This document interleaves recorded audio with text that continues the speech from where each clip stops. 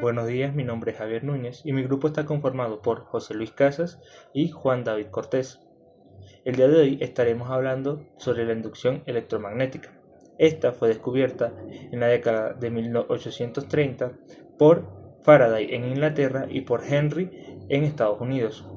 Lo fundamental que demostraron sus experimentos es que no simplemente basta con la presencia de un campo magnético para que se genere una corriente eléctrica en un circuito, sino que también el flujo magnético debe cambiar respecto al tiempo. Los experimentos clave fueron: un imán inmóvil junto a una bobina no produce corriente por sí sola. Si el imán se mueve hacia adentro o hacia afuera de la bobina, sí aparece corriente, pero únicamente mientras la duración del movimiento. Si movemos la bobina respecto al imán, ocurrirá lo mismo, solo hay corriente durante el cambio. Si tenemos dos bobinas cercanas y variamos la corriente en la otra se induce corriente, también solo mientras la corriente esté variando. De todos estos casos se concluye que la corriente inducida depende exclusivamente de un flujo magnético cambiante. El flujo magnético se puede definir como la integral de B por el diferencial de A, o en caso de un campo uniforme se puede definir como B por A por coseno de phi, en donde B es la magnitud del campo, A es el área que atraviesa este campo, normalmente medida en metros al cuadrado, y phi es el ángulo entre la magnitud y la normal del área. Como podemos fijarnos, en la primera integral encontramos la diferencial de A.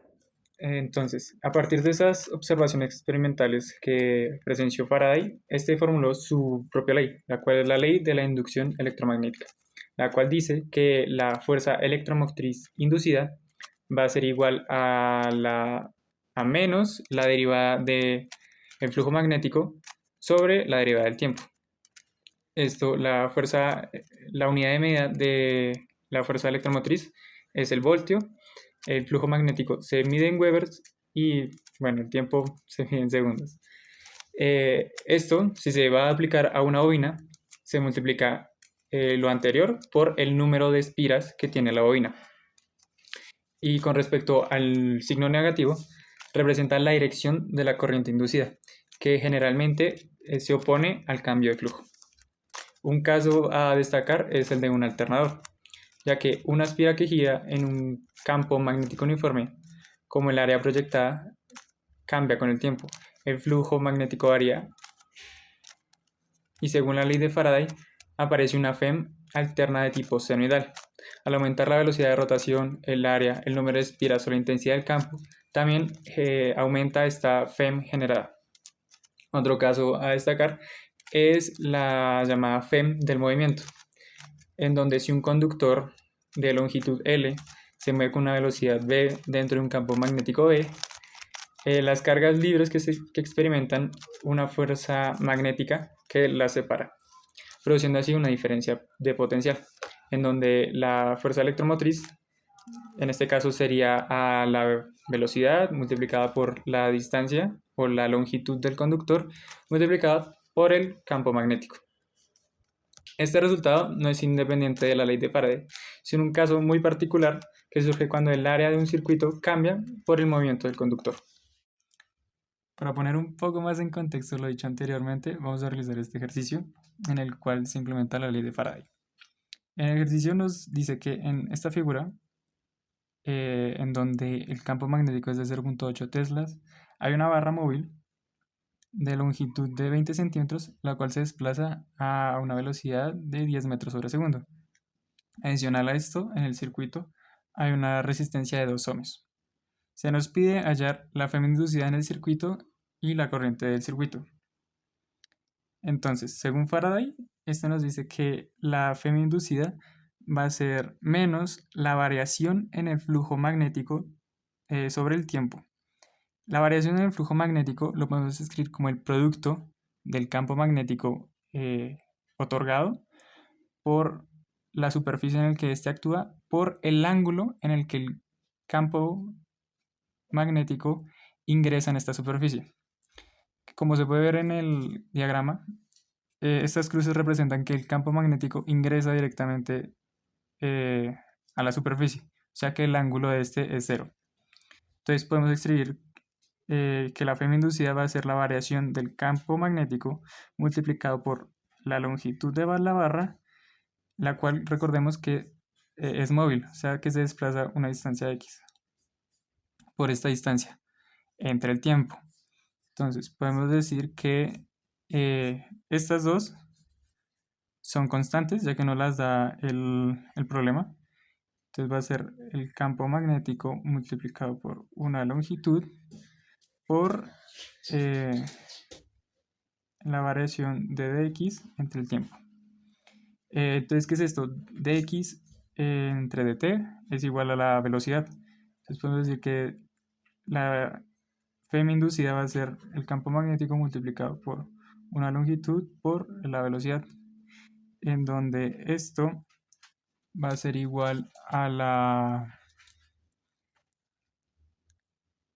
0.8 multiplicado por 0.8 teslas multiplicado por 0.20 metros multiplicado por la velocidad, que es 10 metros sobre segundo, nos da un valor de 1.6 voltios, que sería la fuerza electromotriz inducida en este circuito.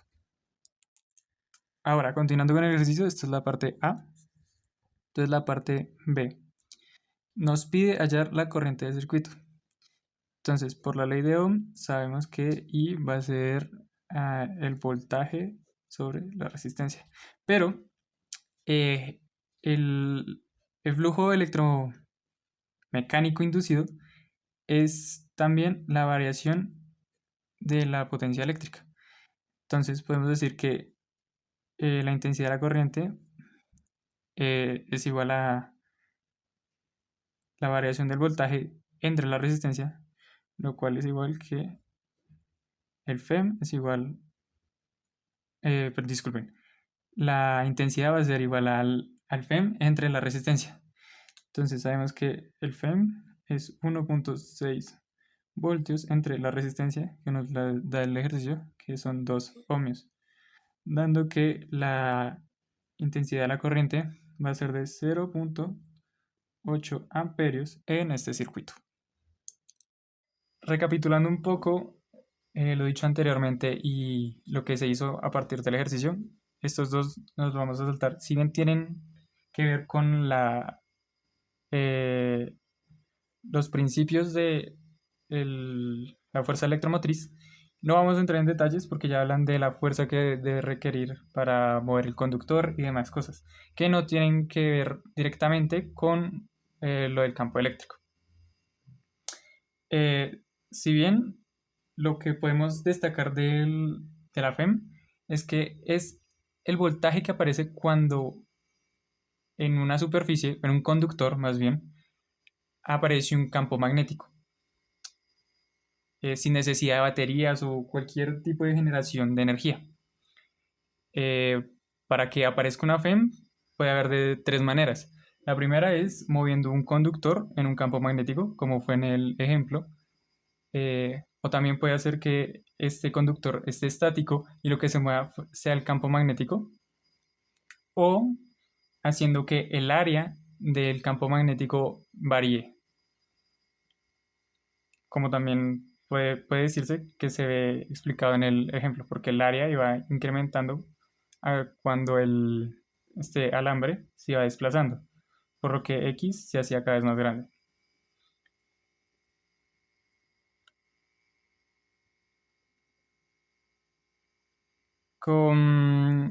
Otra cosa que quiero destacar es que en la resolución del ejercicio se tomó que la variación del flujo magnético era completamente positiva, porque sabemos que este signo menos es que se opone, por definición, al campo magnético inducido. O sea que si el campo magnético iba en esta dirección, el voltaje iría en sentido contrario. Por eso es que en los siguientes cálculos pues, no se puso. Ley de Lenz, conservación de energía y aplicaciones. Para determinar el sentido de la corriente inducida se aplica la ley de Lenz. La corriente inducida en un circuito tiene siempre un sentido tal que su campo magnético se opone al cambio de flujo que la produce. Esto garantiza la conservación de la energía. Si la corriente se sumara al cambio de flujo en lugar de oponerse, se generaría energía sin trabajo externo, lo cual es imposible. Cuando se analiza el movimiento de un conductor dentro de un campo, aparece una fuerza magnética que se opone al movimiento. Para mantenerlo en marcha es necesario un aporte de energía externa, que se transforma en energía eléctrica y en muchos casos se disipa como calor en resistencias. Las aplicaciones de la inducción electromagnética son enormes, entre ellas generadores eléctricos tanto de corriente alterna como de corriente continua, transformadores que permiten cambiar los voltajes en las redes de transmisión, motores eléctricos donde la FEM inducida juega un papel esencial en el funcionamiento, corrientes parásitas que se generan en piezas metálicas expuestas a campos variables y que se utilizan, por ejemplo, en frenos magnéticos. La inducción electromagnética, descrita por la ley de Faraday y precisada en dirección por la ley de Lenz, es uno de los fenómenos fundamentales de la física y constituye la base del funcionamiento de la tecnología eléctrica moderna. Para entender de mejor manera lo que es la ley de Lenz, realizaremos un ejercicio aplicándola. Tenemos una espira rectangular de alambre. La espira tiene un lado de 0.20 metros que está entrando en una región con un campo magnético uniforme de 0.5 teslas. La espira se mueve hacia la derecha con una velocidad de 20 metros por segundo. Además, la resistencia total de la espira es de 5 ohmios. La pregunta es, ¿cuál es la FEM inducida? ¿Cuál es la corriente inducida? ¿Y en qué sentido va la corriente según la ley de Lenz?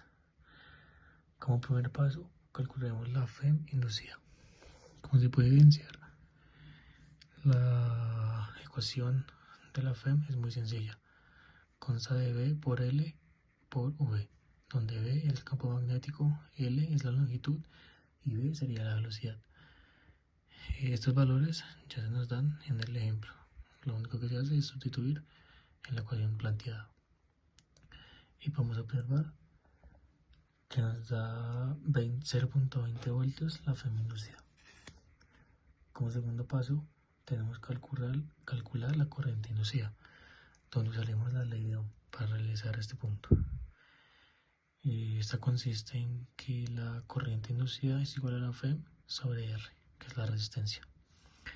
Aquí reemplazamos los datos que ya se nos fueron dados anteriormente y dividimos, en lo cual la corriente inducida nos da 0.04 amperios, que es lo mismo a 40 miliamperios.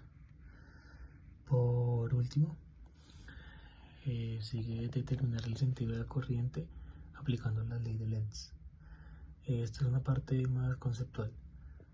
La espira está entrando en la región con un campo magnético, así que el flujo magnético está aumentando. Según la ley de Lenz, la corriente inducida debe oponerse a este cambio. Esto significa que la espira generará un cambio magnético contrario al campo original. Por tanto, el sentido de la corriente será necesario para oponerse al aumento del flujo.